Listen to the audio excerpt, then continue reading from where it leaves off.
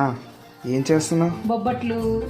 ఇలా ఎంతమందికి ఇష్టం అండి బొబ్బట్లు అంటే? మా ఇంట్లో అయితే అందరికీ ఫేవరెట్. మా పెద్దోడి బర్త్డే కోసం నేను ముందు రోజు అయితే బొబ్బట్లు చేద్దామని ఇంకా అన్ని రెడీ చేసుకున్నాను.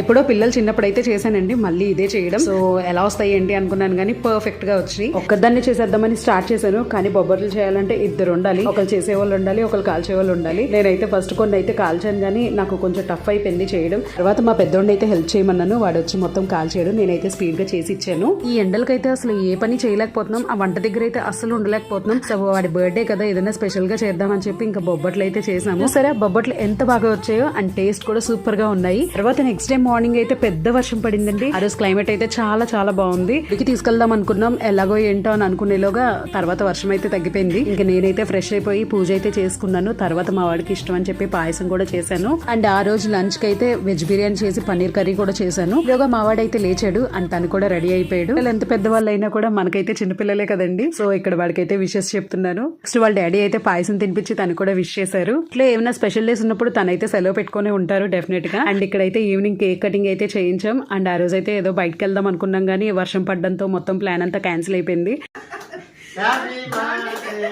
మావాడి బర్త్డే ఇలా అయితే అయిందండి, చాలా సింపుల్ గా చేస్తాం ఈసారి మాత్రం. అండ్ నెక్స్ట్ మళ్ళీ వీడియోలో కలుద్దాం. అంతవరకు take care and don't forget to like, share and subscribe. Thank you guys.